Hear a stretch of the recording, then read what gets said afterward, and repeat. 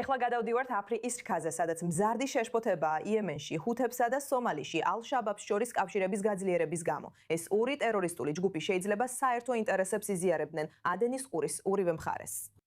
შეშფოთების მიზეზია ტექნოლოგიების გადაცემა, დრონები, კონტრაბანდის მარშრუტები და საზღვაო ტაქტიკები, რომლებიც იემენიდან აფრიკის რქაში გადადის. და თუ ეს კავშირი გაძლიერდება, ეს აღარ იქნება მხოლოდ სომალიში ძალადობის გაღვივება, არამედ მთელ რეგიონში. ჩვენთან ერთად დეტალებზე სასაუბროთ შემოგვიერთდა ემილი მილიკენი, ინშვიდი ფონდის დირექტორის მოადგილე. ემილი, განგვიმარტე აქ არსებული ფართო თემა. რა სარგებელი ექნებათ ჰუთებს თუ ალ-შაბაბთან პარტნიორობას დაამყარებენ და რა სარგებელი ექნება ალ-შაბაბს თუ ჰუთებთან პარტნიორობას დაამყარებს? ჰუთებისთვის სომალიური ქსელები ჯგუფს აძლევს წვდომას კონტრაბანდის მარშრუტებზე, სანაპირო თავშესაფრებზე, სათვავზე და საზღვაო მონიტორინგის შესაძლებლობებზე. ასევე ეზრდის მათ გავლენას ბაბლ-მანდების სრუპეზე და შეიძლება დამატებითი ცოცხალი ძალაც მიაწოდოს, რადგან უკვე გავრცელდა ცნობები, რომ სომალელი ალი მებრძოლები იემენში ჰუთების მხარდასაჯერად კონტრაბანდით გადაჰყავთ. ალ-შაბაბისთვის ეს უფრო ტაქტიკურია.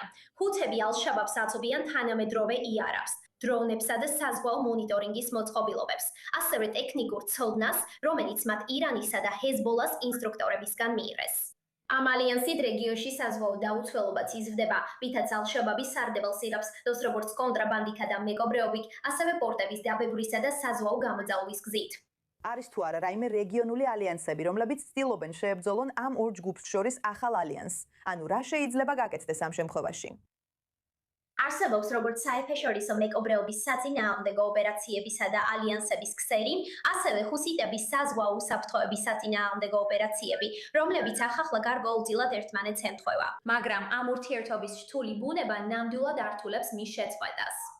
In regard to the sounds that had, we those has social situated to the Somalians, we having the word so შეერთებული შტატების ასევე ისრაელის მხრიდან. რადგან ისინი ახორციელებენ ახალ მცდელობებს, თავი დამოუკიდებელ სახელმწიფო და საერთაშორისო აღიარება მოიპოვა, სავარაუდოდ სომალილენდის სანაპირო დაცვა უფრო დიდ როლს შეასრულებს ამ პროცესებში, განსაკუთრებით იმის გათვალისწინებით, რომ ისინი უკვე თანამშრომლობენ აშეტეშოსთან, არაბთა დაერქიანებულ საამიროებთან, რუსეთთან და ჩინეთთან საზღვაო საკითხებში. Somaliland აქვს თუ არა Somalilandis სანაპირო დაცვას ამჟამად საკმარისი რესურსი, რომ რეალურად დაუპირისპირდეს ისეთ ძალებს, როგორიცაა ჰუთები, რომლებიც ირანის მიერ არიან მხარდაჭერილნი.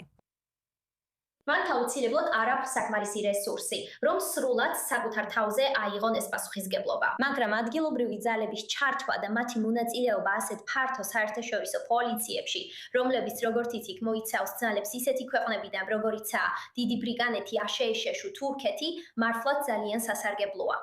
კარგი, როგორ ჯდება ირანი ამ ყველაფერში? თუ გავითვალისწინებთ, რომ ჰუთები რეჟიმის ერთ-ერთი პროქსი ძალაა, ახდენენ ისინი გავლენას ამ ალიანსზე ან რაიმე ფორმით უბიძგებენ მას? ჰუთები კვლავ ირანთან არიან დაკავშირებული, მაგრამ ისინი მთლიანად ირანის პროქსი არ არიან და ინარჩუნებენ საკუთარ ალიანსებსა და ურთიერთობებს.